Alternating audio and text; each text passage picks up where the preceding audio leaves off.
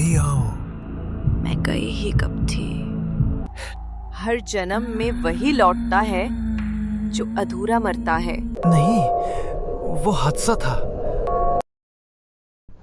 कहते हैं इस गांव में हर पूर्णिमा की रात एक औरत छत पर खड़ी होकर चांद को देखती है। लोगों का कहना है वो औरत नहीं, उसकी परछाई है, और जब वो छाया हिलती है तो किसी की आखिरी सांस गिननी शुरू हो जाती है। 5 साल बाद लौटा हूं, लेकिन ये घर तो अब डराने लगा है। वो घर जो बचपन में उसका ठिकाना था, अब हर कमरे से जैसे किसी की नजर झांकती थी। छत पर कोई है क्या? विवेक धीरे धीरे सीढ़ियों की ओर बढ़ा। हर कदम के साथ हवा ठंडी होती जा रही थी, और ऊपर पहुंचकर उसने देखा। कौन है वहां? उसने देखा। मत देखो। हे भगवान, ये क्या है? छाया धीरे धीरे खिंचती हुई उसकी तरफ पड़ने लगी, जैसे जमीन पर बहती स्याही हो। और उसी वक्त चांद की रोशनी कुछ पल के लिए बुझ गई। कहते हैं वो औरत अपने पति का इंतजार करती है, जिसे उसने इसी छत से पुकारा था। पर जब वो लौटा तो उसके साए में कैद होकर रह गया। तुम लौटे क्यों? विवेक ने जब उस औरत की परछाई को अपनी तरफ आते देखा तो उसका पूरा शरीर जैसे जम गया। वो छाया जमीन पर फिसलती हुई पड़ रही थी, पर ऊपर खड़ी औरत एकदम स्थिर थी। कौन है तुम? मेरा नाम कैसे जानती हो? वो नाम जो उसने बरसों से किसी को नहीं बताया था, वो इस रात किसी अनदेखी जुबान से सुनाई दिया। कृपया दूर रहो। लेकिन छाया रुकती नहीं। उसने देखा छाया का सिर उठने लगा, और उसी में से एक चेहरा उभरने लगा। ठंडी सफेद आंखें, बिना किसी पलकों के। मैंने कहा था लौटना मत। वो आवाज सीधे उसके कान में नहीं, बल्कि उसके अंदर गूंज रही थी। विवेक ने महसूस किया कोई अदृश्य हाथ उसके कंधे पर रख रहा है। तुम मुझसे क्या चाहती हो? जो अधूरा है उसे पूरा करना है। छाया 2 भागों में बट गई थी। एक चांद की तरफ बढ़ रही थी और दूसरी विवेक की तरफ। बस, तुम कौन हो आखिर? अचानक चांद गायब हो गया, और जब फिर से उसकी रोशनी आई, वो औरत वहां नहीं थी। बस उसकी छाया अब विवेक के पीछे दीवार पर थी। तू भी मेरा हिस्सा। कहते हैं छाया कभी झूठ नहीं बोलती, पर जब किसी और की छाया तुम्हारे पीछे दिखने लगे तो समझ लो चांद की रात तुम्हारी आखिरी हो सकती है। सुबह हो चुकी थी, पर कमरे में अब भी चांद की ठंडी छाया टिकी थी। विवेक ने आंखें खोलीं, पर उसे लगा दीवार पर अब भी 2 परछाइयां हैं। नहीं, ये सपना है। वो आईने के सामने खड़ा हुआ, पर जो प्रतिबिंब सामने था वो मुस्कुरा रहा था, और विवेक नहीं। तुम अभी आओ। मैं गई ही कब थी।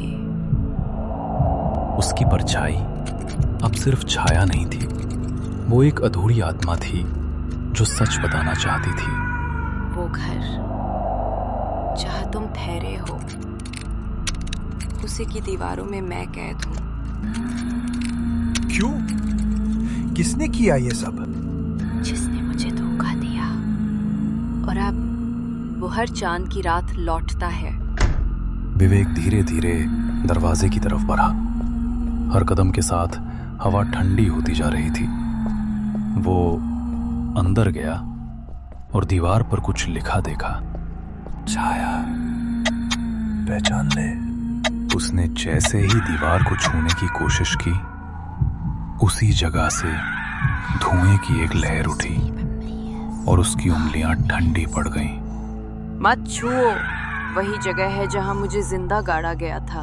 विवेक अब समझ चुका था, ये घर सिर्फ एक मकान नहीं बल्कि किसी पाप की गवाही था। वो लौटेगा।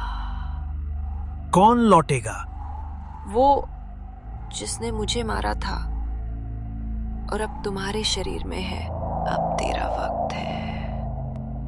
कहते हैं आत्माएं सिर्फ डराने नहीं आती, कभी कभी वो अपने गुनाह का बोझ बांटने लौटती हैं। और इस बार विवेक अकेला नहीं था। विवेक ने महसूस किया चांद की रोशनी अब पहले जैसी नहीं रही। उसके कदम अपने आप हवेली के पीछे वाले आंगन की ओर बढ़ रहे थे, जहां जमीन पर एक पुरानी संगमरमर की पट्टी रखी थी जिस पर कोई नाम नहीं लिखा था। विवेक, विवेक। यही वो जगह है। हाँ, यही वो जगह है जहां मेरी सांसें छीनी गईं। विवेक के कदम वहीं थम गए। अचानक हवा और ठंडी हो गई। उसकी सांसें धुंध में मिलने लगी और उसी पल एक परछाई उसके पीछे खड़ी हो गई। कौन है वहां? वो जिससे सौदा अधूरा रह गया था। आप कौन? वही जिसने ये हवेली बनाई और इसे श्राप दिया। मूढ़े की आवाज में ठंडक थी, लेकिन उसके शब्दों में गहराई। उसने कहा, उस औरत को मैंने मारा नहीं था बेटा, उसे मैंने कैद किया था ताकि वो मुझे न मारे। क्या मतलब?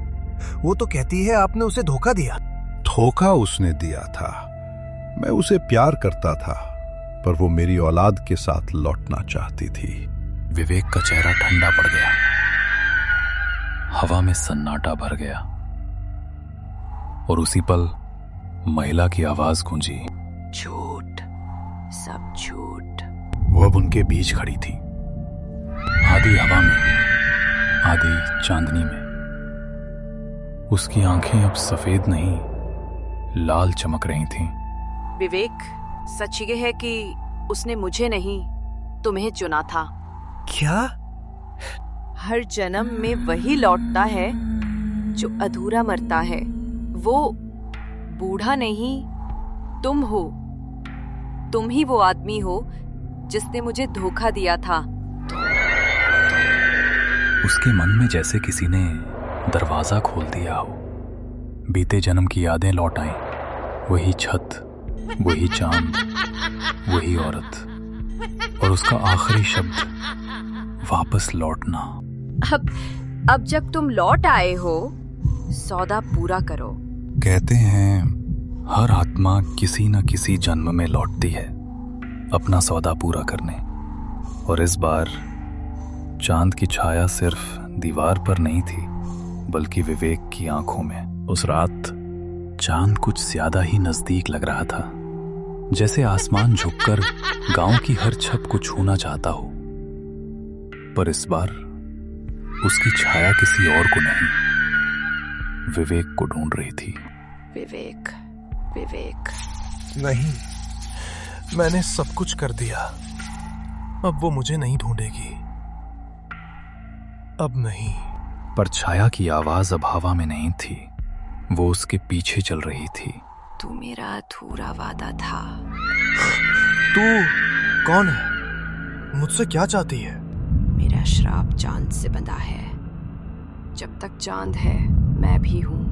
विवेक ने देखा जमीन पर उसकी औरत जैसी परछाई थी, पर सामने कोई नहीं। वो भागना चाहता था, लेकिन पैरों के नीचे जमीन नहीं, धुंध थी। तू भाग नहीं सकता। जो चांद को छू ले, वो छाया से नहीं बचता।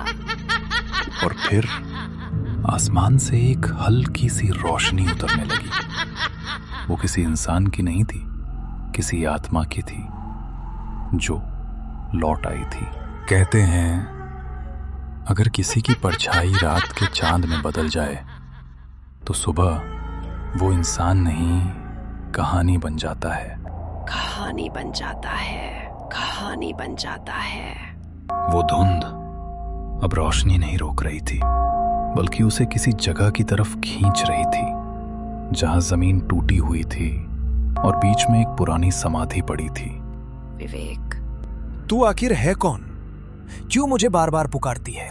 और जैसे ही चांद की रोशनी समाधि पर पड़ी, मिट्टी हिली और एक आकृति बन गई, धुएं और रोशनी से बनी औरत जैसी। मैं श्रेया हूँ, जिसे तूने वादा किया था लौट आने का। विवेक की आंखों के सामने वो यादें लौट आईं। वो रात जब उसने श्रेया को अकेला छोड़ दिया था। वो नदी किनारे खड़ी थी, चांद की रोशनी में भीगी हुई, और अगली सुबह उसकी लाश वहीं मिली थी। नहीं, वो हादसा था। मैंने तुम्हें मारा नहीं। मैंने भी नहीं कहा कि तूने मारा, पर जो वादा अधूरा रहा वो मौत से ज्यादा दर्द देता है। वादा, वादा। वो औरत अब पूरी तरह सामने थी, चेहरा धुंधला, आंखें चमकती हुई और बाल हवा में लहराते जैसे जीवित हों। वो मुस्कुराई और उसकी मुस्कान में एक अनकही सजा थी। तो तू चाहती क्या है मुझसे? बस एक रात उसी चांद के नीचे जहां तूने मुझे छोड़ा था। विवेक ने देखा हवा में बनी वो आत्मा अब धीरे धीरे पीछे हट रही थी और उसकी छाया फिर से जमीन पर उतर रही थी। कभी कभी इंसान जिस वादे को भूल जाता है वो उसकी रूह याद रखती है, और जब चांद फिर पूरा होता है वो लौटती है वादा पूरा करवाने। अगली पूर्णिमा, अगली पूर्णिमा। वो आखिरी रात थी पूर्णिमा की, जिस दिन चांद सबसे ज्यादा चमकता है और छाया सबसे गहरी होती है। विवेक फिर उसी जगह लौट आया जहां सालों पहले उसने वादा तोड़ा था। मैं लौट आया हूं, इस बार कहीं नहीं जाऊंगा। और फिर चांद की किरणों में एक धुंधली आकृति बनने लगी। कहा था ना, बातें अधूरी रह जाते हैं तो रूहें भटकती हैं। मैंने गलती की थी, पर डर गया था श्रेया। मैंने तुम्हें खो दिया। श्रेया ने हाथ बढ़ाया। विवेक ने अपना हाथ आगे बढ़ाया और मुक्ति, मुक्ति।